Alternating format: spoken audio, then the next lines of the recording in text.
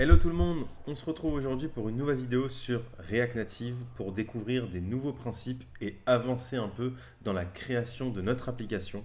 Si vous avez suivi du coup les premières vidéos, on avait avancé un peu sur le choix de notre application de librairie UI qui était Tama GUI. En fait, on va se baser dessus pour avoir tous les composants. Ça va être une très bonne base pour faire une application jolie. Et au départ, je voulais faire une application un peu de débat, mais j'ai simplifié et recentré un peu le besoin. Ce qu'on va essayer de faire, c'est afficher plutôt des profils IA, des profils fictifs qui sont dans des séries et pouvoir discuter avec eux. Donc on va avoir plein de choses vraiment qui sont à la mode en ce moment, pouvoir chatter avec une IA, pouvoir avoir des notifications sur notre application, pouvoir faire en sorte que l'utilisateur puisse s'abonner. S'il a parlé avec trois quatre personnes, on va lui demander de s'abonner. Donc on va essayer de faire tout ça pas à pas, la mettre en ligne et la tester et on verra les retours que ça peut avoir. Donc ça va être très cool. Et aujourd'hui, pour être parfaitement opérationnel sur notre application, on va terminer l'installation. Donc ce qu'on avait fait, c'est qu'on avait créé une app avec Expo, donc avec le Expo CLI, il nous avait démarré une application. Ensuite, j'ai fait un Expo Start dans mon application et il me l'a lancé.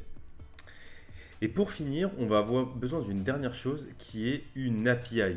On va devoir avoir une API parce que pour remonter les données sur notre application, on ne va pas les stocker en dur, on va essayer de les faire remonter à notre application.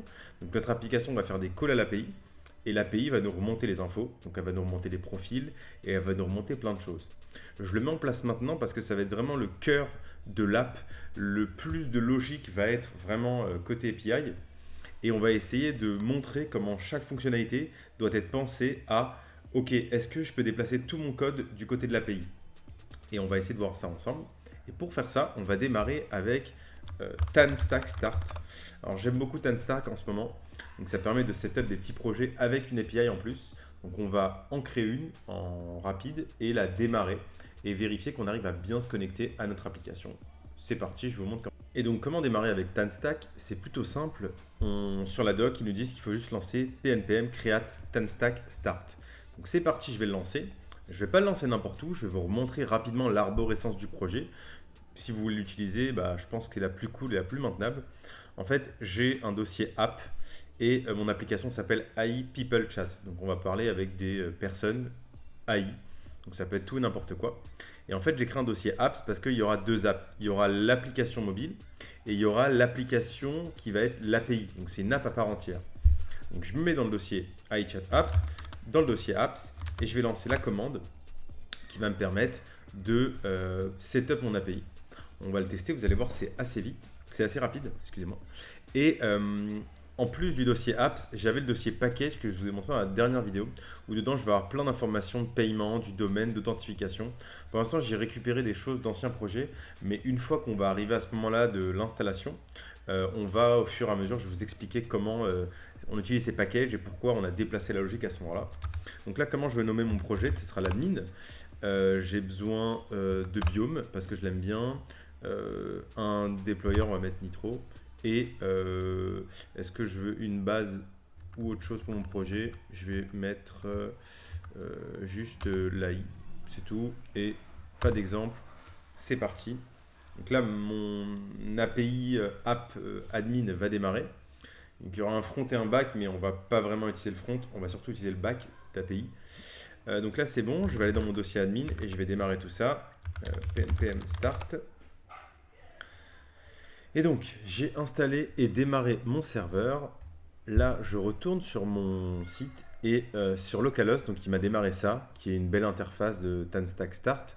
Donc là, il y a une partie front qu'on ne va pas utiliser pour le moment, qui ne va pas être intéressante. Il y a surtout ce qui va nous intéresser, c'est la partie API qui nous a créé. Donc je vais vous montrer un peu. Donc dans notre dossier admin, on ne va pas se préoccuper de tous les fichiers. Mais si on se rend dans SRC, route, démo, et là, il y a une route qui s'appelle API.name. Et en fait, c'est assez simple et déclaratif. En gros, ce qu'il nous dit, c'est que sur la route /demo/API/name, on va retourner ces trois éléments au front-end. Et donc, on va tester ça. Si je rajoute ici un quatrième élément qui va être John, par exemple, comme il me le suggère. Si je vais sur la route du coup localhost/demo/API/name, ici, je vais normalement retrouver mes éléments. retourner au front. Et donc c'est parfait, on a notre API qui est fonctionnelle. On va pouvoir rapidement utiliser ces profils-là qu'on va afficher dans notre front-end. Donc là, notre application, pour l'instant, elle affiche rien. Mais ce que je vais essayer de faire, c'est d'afficher ces différents profils retournés par mon API. Vous allez voir, c'est très simple. On va utiliser quelques composants de Tamath GUI et on va afficher des petites cartes qui correspondent à nos profils. On va regarder ça ensemble et on va essayer de voir s'il n'y a pas des composants tout près que Tamath GUI nous fournit pour les cartes, ce qui peut être assez pratique. Du coup, en fouillant rapidement, j'ai vu qu'il y avait un composant carte qui est plutôt cool et qui correspond à peu près à ce qu'on veut. Donc on va l'utiliser. Donc pour les mauvais élèves qui n'avaient pas suivi l'ancienne vidéo, je vous rappelle, pour installer Tamath GUI, c'est plutôt simple. Donc il faut faire un pnpm install de Tamath GUI. Ensuite, il faut ajouter un provider ici avec la config par défaut. Il faut aussi installer Tamath GUI config. Il ne le mentionne pas, mais il faut l'installer, sinon ça ne marchera pas. Donc je vous montre rapidement, je l'ai remis ici. Donc il y a mon provider, ma config. Ici, j'ai importé la default config qui est là. Et je vais pouvoir utiliser dans mon composant la carte. Donc c'est ce qu'on va faire tout de suite. On va aller dans le composant par défaut où il y avait le welcome, donc, qui correspond à ce que j'ai dans mon application ici. Donc welcome trait. On va aller effacer ça et essayer d'afficher différentes cartes avec les profils. Le trait, il est où? Il est ici. On va retirer cette partie-là et on va essayer d'afficher notre carte de Tamath GUI. Pour l'instant, la carte par défaut. Donc si je reprends mon composant carte, je vais lui demander de m'afficher le code. Donc c'est plutôt cool. Et donc là, il me dit, je dois importer juste ça pour avoir une carte par défaut. Par contre, il y a un composant démo card qui est ici. Ok, donc on va copier la carte qui est là. On va la mettre dans notre composant. Donc là pour l'instant, je me suis mis dans App. On va se mettre dans Composant ici. Par défaut, il y avait des composants qu'Expo nous fournissait. Donc moi, ce que je vais faire, c'est que je vais créer un nouveau fichier qui s'appelle card.tsx. Je vais coller ma carte ici. Je vois qu'il m'a rajouté une énorme image ici et pour l'instant, on n'en a pas besoin. Donc dans l'exemple, je vais la retirer parce que c'est pas intéressant d'avoir cette image plutôt lourde. Je l'enlève. Ici, on va mettre que c'est un background. Au moins, on sait que ça correspond à cet élément-là. J'ai ma carte ici, je vais l'appeler plutôt carte et pour tester que tout fonctionne, ici dans mon composant, je vais importer ma carte comme ceci. Donc, pour l'instant, ça va être une carte plutôt statique. Je vérifie que je l'ai bien exporté là. Ici, je vais l'importer.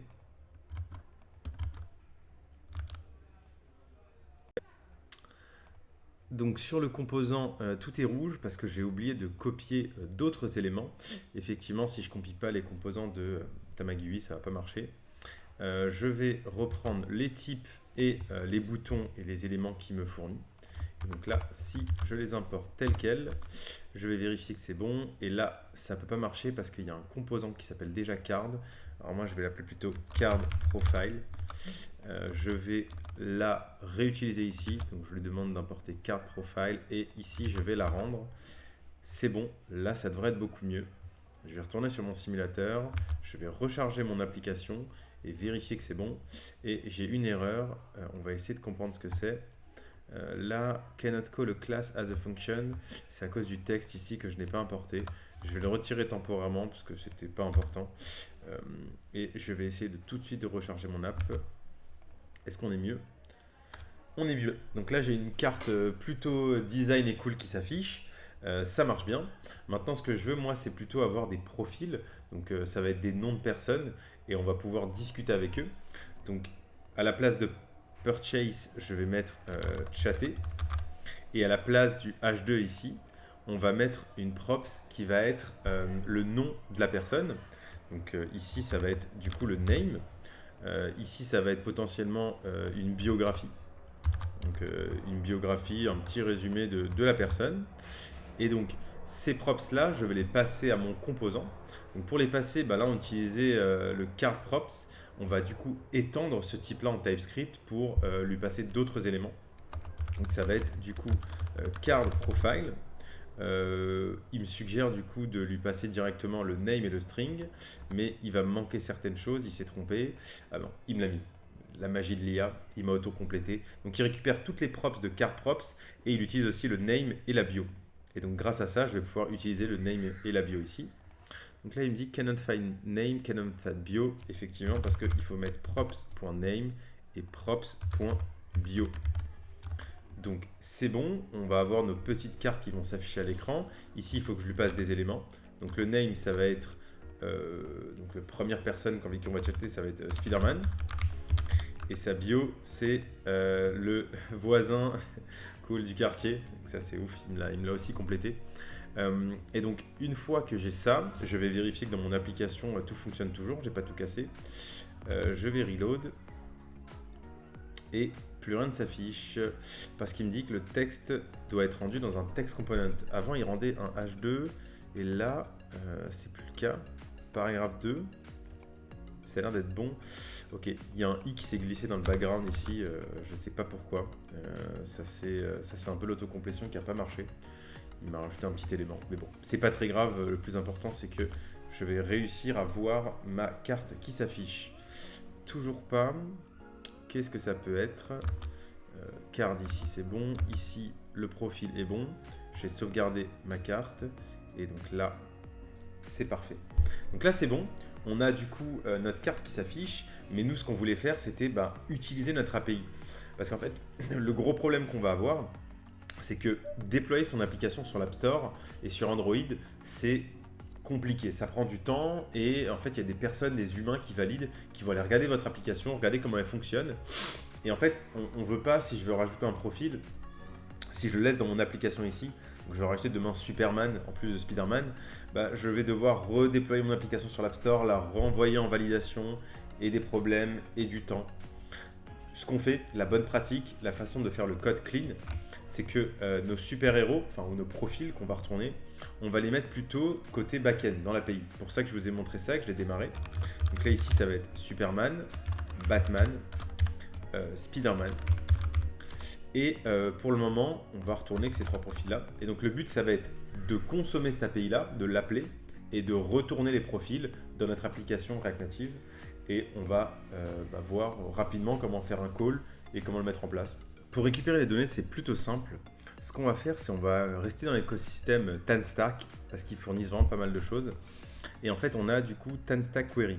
TanStack Query qui est ici, TanStack Query, qui nous permet de faire des requêtes et de gérer le cache et de gérer le chargement et de gérer plein d'autres choses pour nous. Donc ça nous facilite vraiment la vie, ça sert plus à rien de faire des requêtes à la main avec ces outils-là.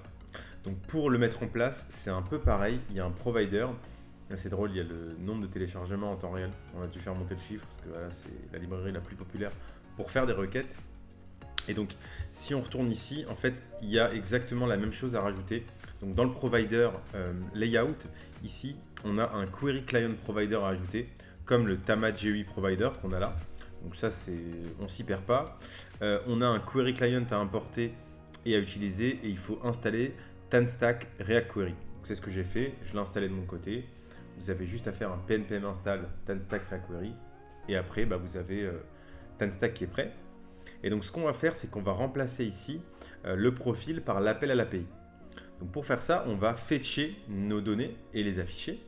Et pour ce faire, on a un hook ici que je vous ai préparé qui est le use profile. Donc ici, ce hook là, il va appeler le localhost 3005. Donc l'URL que je vous ai montré où on a changé les noms. Donc on avait mis Batman, Superman et Spider-Man. Et on va récupérer le résultat et le mettre dans la réponse. Et en utilisant ce hook, on aura les données chargées. Donc pour le tester, on va l'appeler de cette façon. Donc pour l'utiliser, on fait un use profile qui est ici. Et là, on récupère les profils.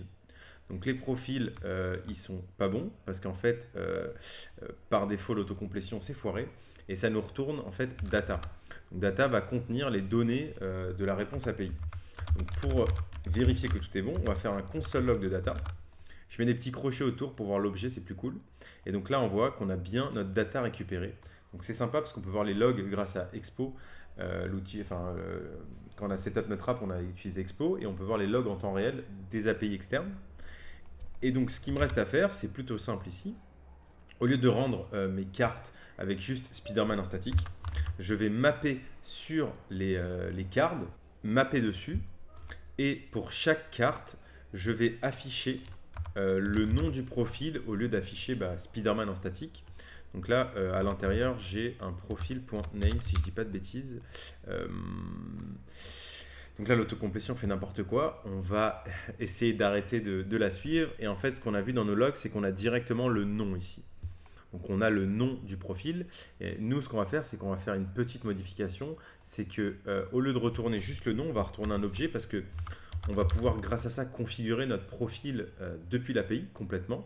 Donc il y aura un nom et une bio qui va être le plus fort des héros. Superman, c'est plus fort. Batman, c'est le héros de l'ombre, si je dis pas de bêtises. Et Spider-Man, c'est le voisin. Ils me complètent n'importe quoi. On ne peut pas leur faire confiance à ces IA, c'est dingue. Et donc là, voilà, j'ai nos éléments. Donc j'ai mon name et ma bio. Si je retourne sur mon application ici, que je sauvegarde, j'ai une erreur parce que c'est pas bon, il n'est pas content, il manque des accolades. Donc on récap, on map sur les datas qu'on récupère. Je vais rajouter une accolade manquante ici avec une petite parenthèse. Et on va rendre directement le profil, le nom et la bio. Et on va utiliser la clé en profil parce que la clé est obligatoire quand on map sur des éléments. On voit bien ici que notre call a été modifié dans les logs, normal. Et ce qu'il nous reste à faire, c'est retourner sur notre application. Et on voit bien qu'on a nos personnages qui s'affichent ici grâce à notre API. Donc on va pouvoir déployer notre app en ligne et rajouter des nouveaux héros. Demain, si je veux avoir tous les héros de l'univers Marvel, je peux les mettre rapidement ici grâce à mon API. Donc voilà un peu aujourd'hui pour cette intro. Maintenant, on a tout setup, on a notre API, on a notre couche UI qui est TamaGUI. On va essayer d'avancer sur la partie chat, la partie conversation, les onglets pour structurer correctement notre application avec une partie où on voit notre profil, une partie où on voit toutes les personnes avec qui on peut discuter. Et on va pas à pas avancer. N'hésitez pas à me dire en commentaire si ça vous plaît, si vous voulez qu'on continue la série. Parce que voilà, si ça ne vous plaît pas, on va arrêter. Mais voilà, j'espère que on peut continuer là-dessus. Je trouve que c'est très intéressant. Les applications, on est tous sur notre mobile et c'est vraiment un outil. Enfin, ça permet vraiment de communiquer largement. Donc ça peut être très cool d'aller au bout et de voir cette application vraiment en ligne, pas à pas. On se retrouve très vite pour la suite. Ciao!